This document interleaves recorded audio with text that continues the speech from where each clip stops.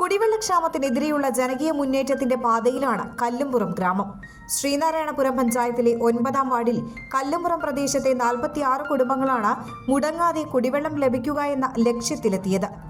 ശുദ്ധജലക്ഷാമം രൂക്ഷമായ പ്രദേശത്ത് നാട്ടുകാർ ഒത്തുചേർന്നാണ് ജലധാര എന്ന പേരിൽ സ്വാശ്രയ കുടിവെള്ള പദ്ധതി നടപ്പാക്കിയത്. കുടിവെള്ള വിതരണം പദ്ധതിയുടെ 2ാം ഘട്ട ഉദ്ഘാടനം ഇന്ന് നടന്നു. പദ്ധതിക്കായി വലിയൊരു പങ്ക് സാമ്പത്തിക സഹായം നൽകിയ CP trust chairman CP Salih പദ്ധതിയുടെ പ്രവർത്തനോദ്ഘാടനം നിർവഹിച്ചു. ഇവിടെ ഇങ്ങനെ ഒരു കാര്യം ചെയ്യാൻ സാധിച്ചതിൽ വളരെയധികം അഭിമാനമുണ്ട്, സന്തോഷമുണ്ട്.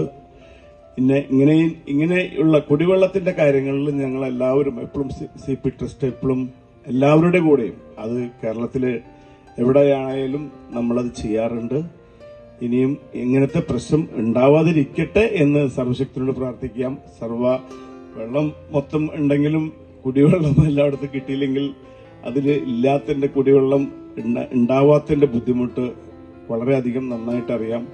20-25 വർഷത്തോളമായി നമ്മൾ ട്രസ്റ്റ് ഇങ്ങനത്തെ കാര്യങ്ങൾ ചെയ്തുകൊണ്ടിരിക്കുന്നു. അതിന്റെ കൂടെ ഇങ്ങനെ ഒരു കാര്യം കൂടി ചെയ്യാൻ സാധിച്ചു. അതിന് ഇവിടുത്തെ ഇതിനുവേണ്ടി പ്രയത്നിച്ച എല്ലാവർക്കും എന്റെ ആശംസകൾ അറിയിക്കുന്നു. പദ്ധതിയുടെ കൺവീനർ ബിന്ദു സുദർശനൻ അധ്യക്ഷത വഹിച്ചു. Treasurer MS Radhakrishnan, Zainuddin Kattakath, Azeez Kattakath, professor Siraj, advocate AD Sudarshanan, Dinil Madhav, KK Ghosh, TS Harish എന്നിവർ സംസാരിച്ചു. ശുദ്ധജല ഉറവയുള്ള സ്ഥലത്ത് 3 കുഴൽ കിണറുകൾ സ്ഥാപിച്ച് അവിടെ നിന്നും പമ്പ് ചെയ്യുന്ന വെള്ളം 5000 ലിറ്റർ സംഭരണശേഷിയുള്ള ടാങ്കിൽ ശേഖരിച്ച് ഓട്ടോമാറ്റിക് കൺട്രോൾ സംവിധാനം വഴി 24 മണിക്കൂറും വെള്ളം ലഭ്യമാക്കുന്നതാണ് പദ്ധതി. 1850 മീറ്റർ ദൂരത്തിൽ പൈപ്പ് സ്ഥാപിച്ചാണ് വീടുകളിൽ കുടിവെള്ളം എത്തിക്കുന്നത്.